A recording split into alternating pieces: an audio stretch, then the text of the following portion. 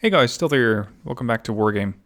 Before we start off with the replay, I first want to say a big thank you to all the patrons. It's a new month, so you guys are definitely helping my channel keep going. So thank you very much for that. Now, this replay in particular is very interesting for two reasons. One, the description.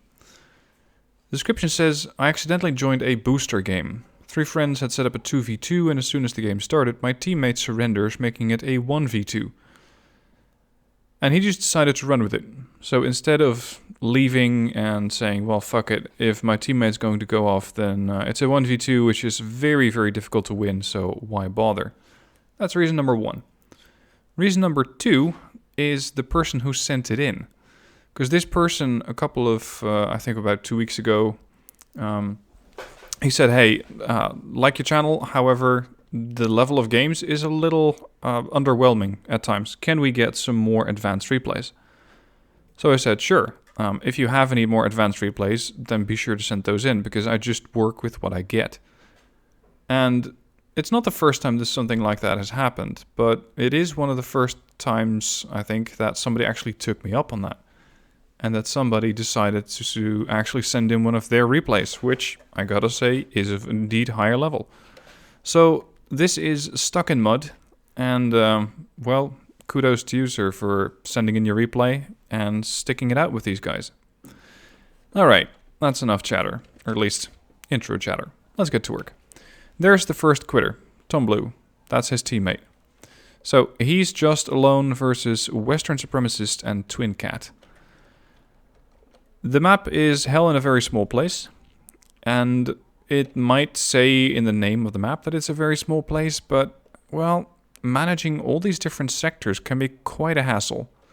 Because you usually have a skirmish going on in the woods, or especially if you have a larger amount of players on the map.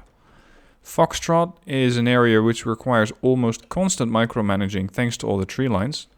And over on the left, well, you can spend a lot of time fighting with enemy infantry, and again, micromanaging a lot of stuff. But if you're doing a 1v2, well, good luck micromanaging that, because that is not really going to be happening unless you can really, really get a good overview. I, for one, always struggle with that, and maybe you do too.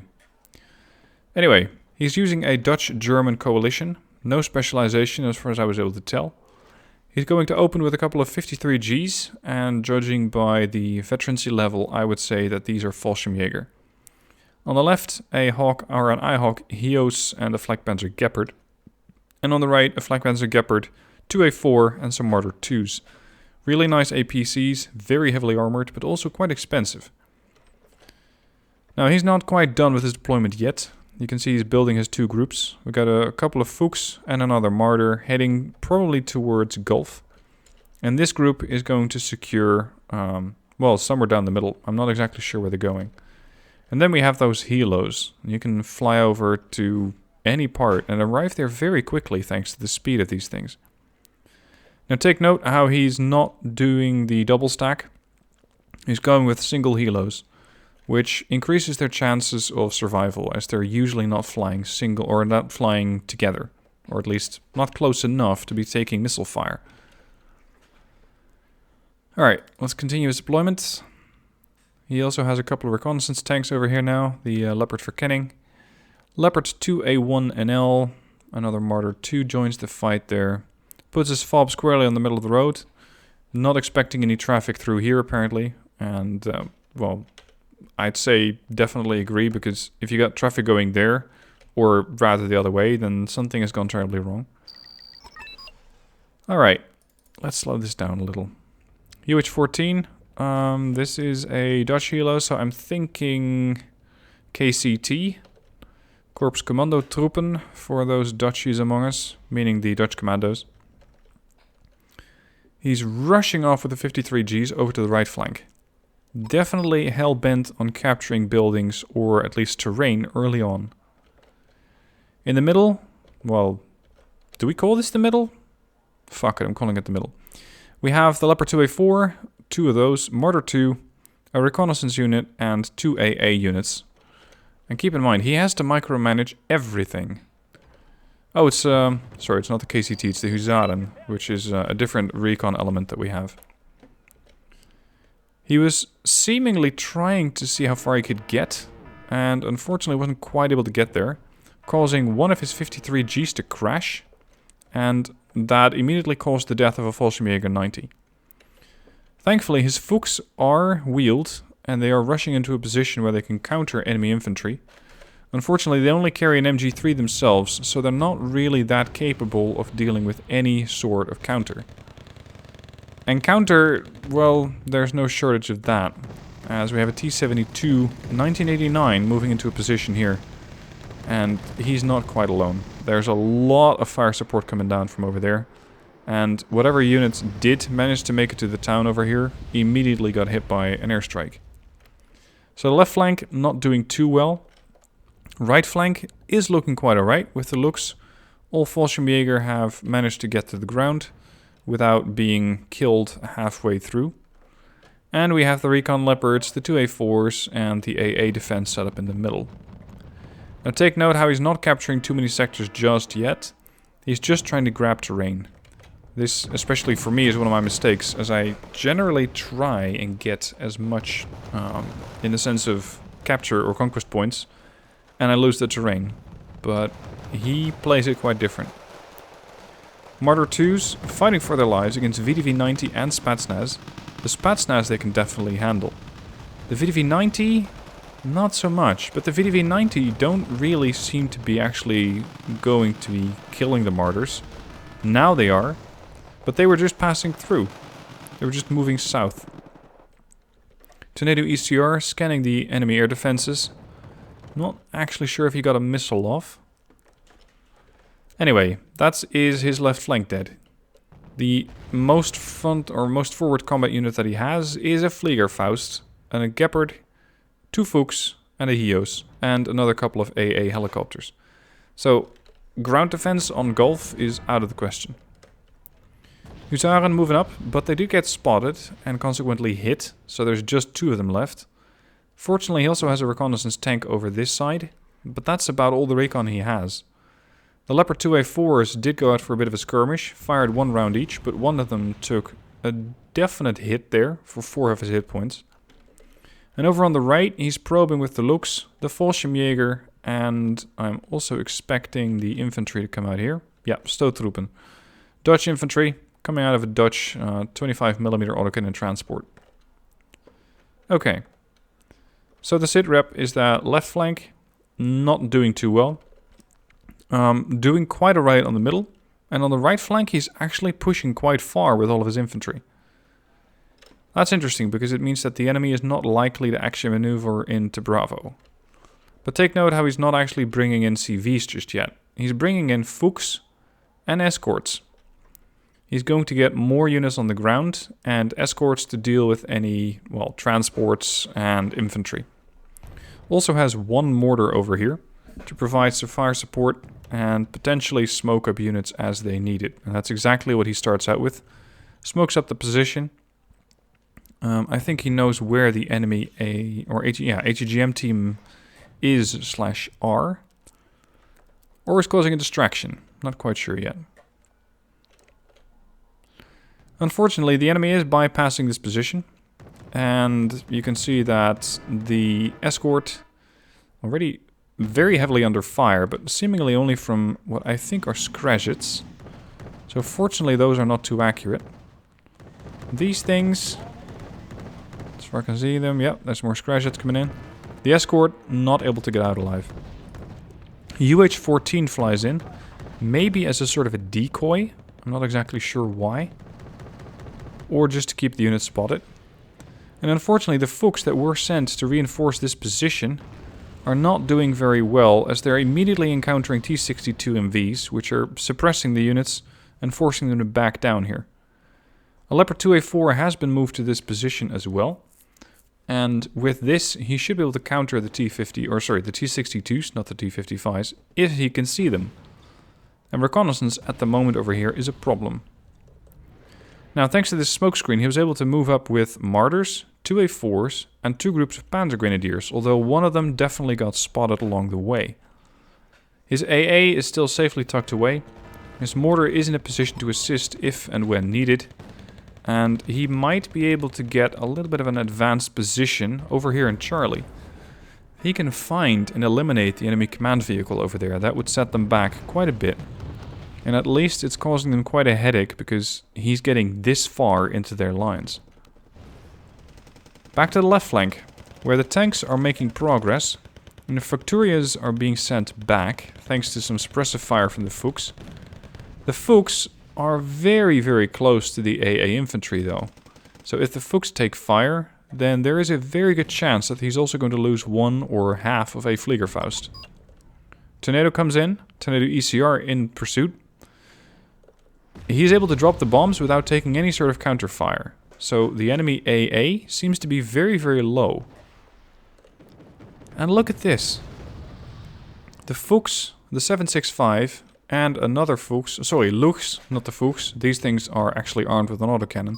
They're just pushing through right into Delta. The tanks are slightly further behind in Charlie, but he just managed to neutralize almost all of the enemy command zones, with the exception of Gulf. Unfortunately, his forces are being eliminated rather quickly, as, of course, a couple of Luchs without any fire support is not going to make too much of an impression on the enemy. And you can see that they've recaptured Delta, they recaptured Charlie, and they're sitting again at a steady +1. Gulf is still secure, and moreover, they're pushing out from Gulf. T-64 BVs. These look like BMPs, maybe BMP-3s. But since he lost his reconnaissance unit on this flank, he doesn't really know what exactly is coming towards him. Leopard 2A4 is far enough into the forest that it will not present itself as a target. But the T-64 BVs have no shortage of targets. They're working their way to the front line. And if these transports and these infantryans can distract them long enough... Look at that, even a Gepard is being turned on to at least try and distract the T-64 BVs. But other than that, not doing too much against them. Yeah, it panicked one of them and it broke its track. Well, big deal. BMP-2's coming out forward now. One immediately getting wiped out by Leopard 2A4. 99% accuracy. Second one gets killed off by the Jaeger. The Jaeger have now been detected, however, by both the BMPs and the T-64s and the MTLBVs. They're back inside the tree line, but this Leopard is going to have a very hard time trying to defend against two 64 BVs.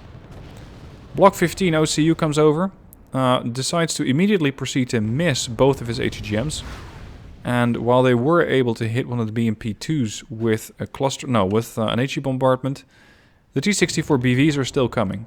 And they are still very, very much a threat on this flank. Over on the front line, we only have one surviving 2A4. The Fallschirmjäger have taken up position in this town though, so this bridge, as far as reinforcements goes, is out of the question for now. But reconnaissance over here is very light. The enemy is still sitting at a +1, and if they're able to push through here, and at the current moment I'd say that is very likely, then he's going to be sitting at a +3, Red 4. ECR flies in again, tries to get the enemy AA to fire. We do find a Tunguska. I think that was courtesy of the ECR. So the Tunguska was still turned on, and there was some infrared AA response from Gulf, but other than that, not too much. So this opens up the way for additional fire support from airstrikes, if he can spot the targets.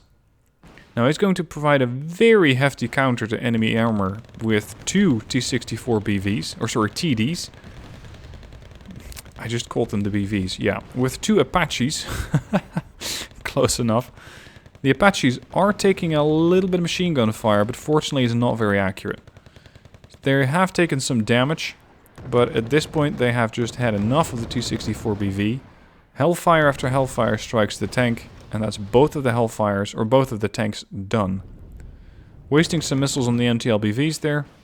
And I suppose you can finish those off with the guns, but the Apaches decide to take the Hellfire way to do it. Now, I think that he sent in the ECR a moment ago to see if there was any risk to the Apaches, and it turns out there wasn't. So with the Apaches taking out all the vehicles that were around in this sector here, he might bring his command vehicle back and recapture Echo. And in the meanwhile, he was able to neutralize Charlie. And thanks to that, they're only sitting at a +1. So if he brings his command vehicle back, then he's going to be at a +1. Tank is being repaired over on the right, thanks to a couple of Mankatis.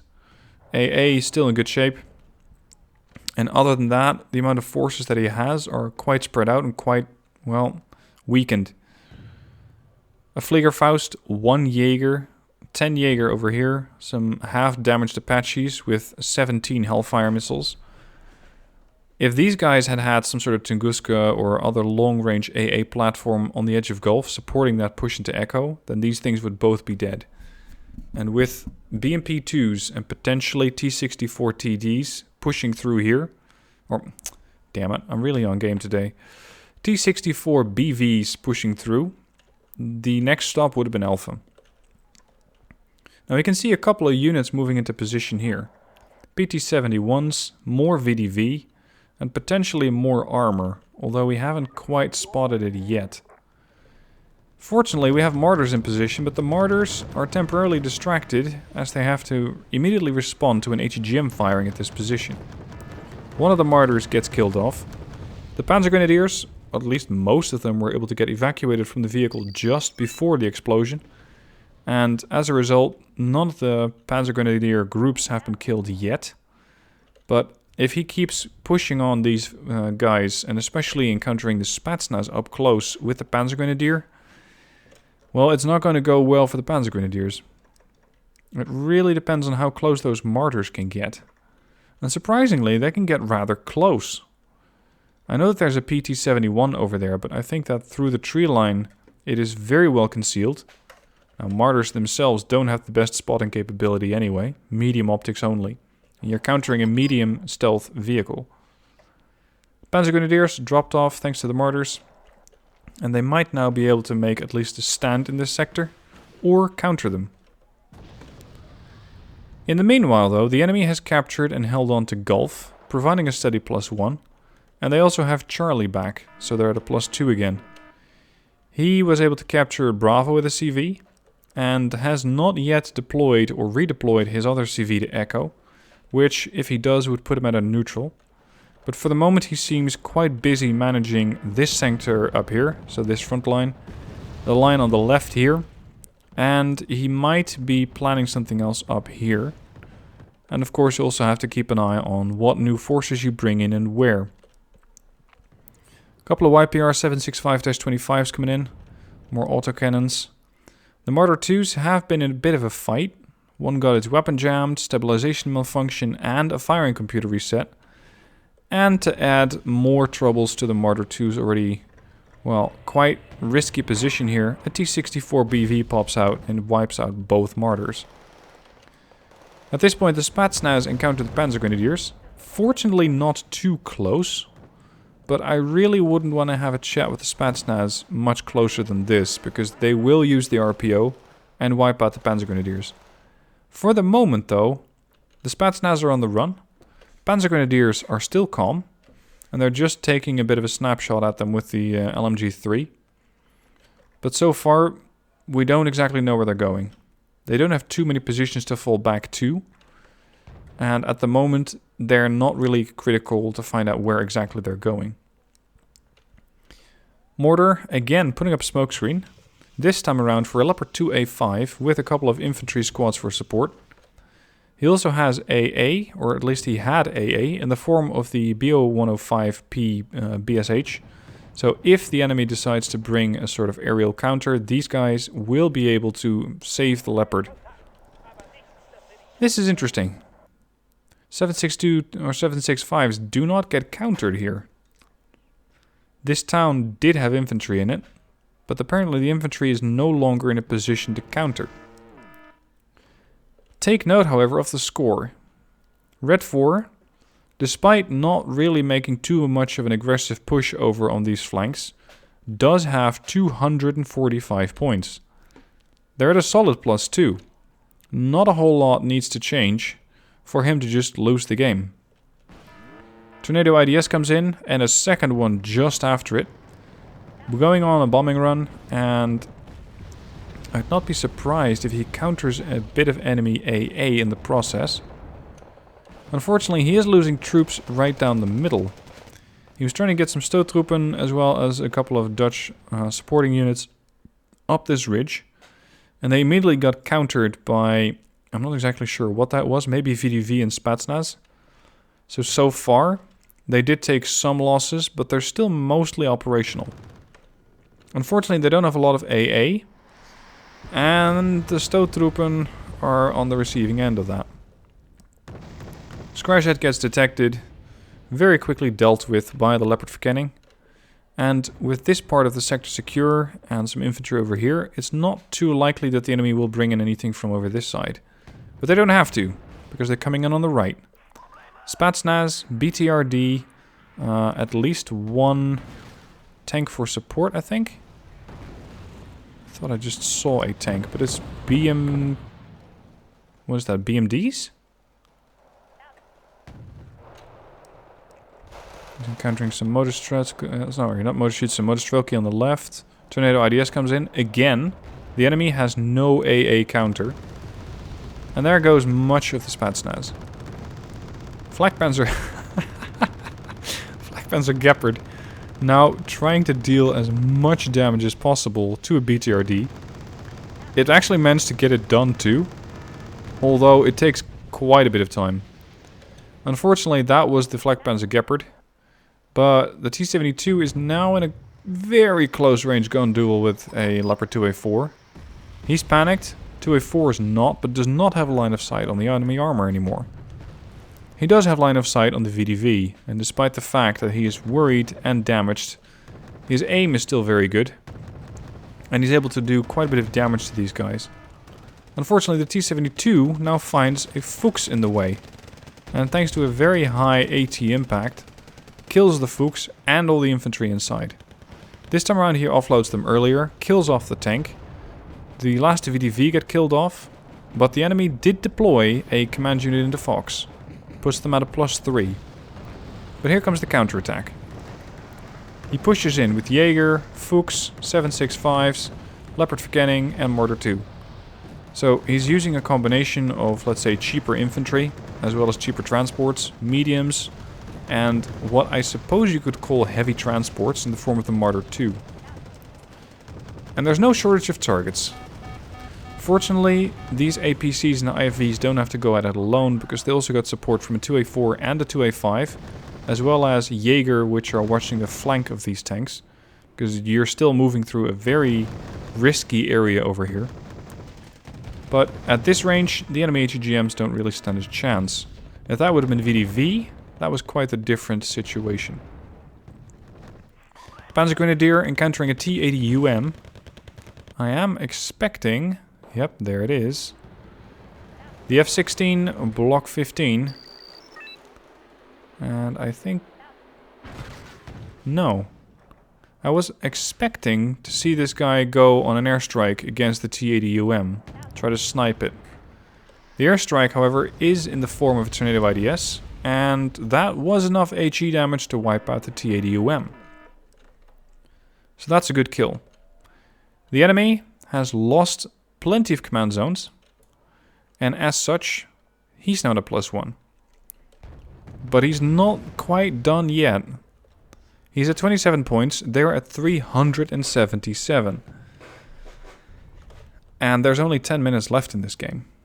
So something needs to really, really change, and fast, if he wants to get this thing done. Now he's moving across the plains here with 7.65s. These things are amphibious, so if they wanted to, they could cross this small lake over here. And in case there is enemy infantry or armor countering this position, he's smoking it up, making sure they don't have line of sight until the last possible moment. Unfortunately, he did lose a command vehicle. I'm not exactly sure where that was. Because his +1 just disappeared. Was that Foxtrot? Maybe.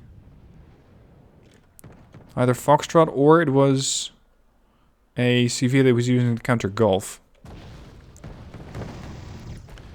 VDV still in a position, but they're pretty much surrounded by transports, infantry, and a tank. Note how he very closely bombs the position where he's expecting units. I think he might have hit something there. So he softens up positions, smokes it up, and then pushes in. This is really, really good to look at. Unfortunately, no AA. So an M24 VP is all that he needs to encounter to get completely shut down here. These guys really don't want to move across, and the Leopard 2A1 similarly is very much at risk of receiving a Col M. Now, he's at a +1 again, thanks to neutralizing Gulf. His infantry over on the left and on the right with the tanks was able to secure and neutralize this position pretty quickly. So far, +1. 39 points, 377, 8 minutes left. He's re-smoking the position, making sure that the enemy armor or enemy gunships cannot find his units. In the meanwhile, the Fallschirmjäger that have been camping out in these buildings over here are now moving up and cutting off any reinforcement that the enemy might be providing on this sector. So the Fallschirmjäger with their PZF-3 do a lot of damage in one hit, but unfortunately they're not able to quite kill it off yet, and they're taking increasing number of fire from additional units, not just the T-72 there, but also the T-72 1989 on the bridge. There goes one squad. Fortunately the other squad survived, but the Red 4 units seem to be on the run.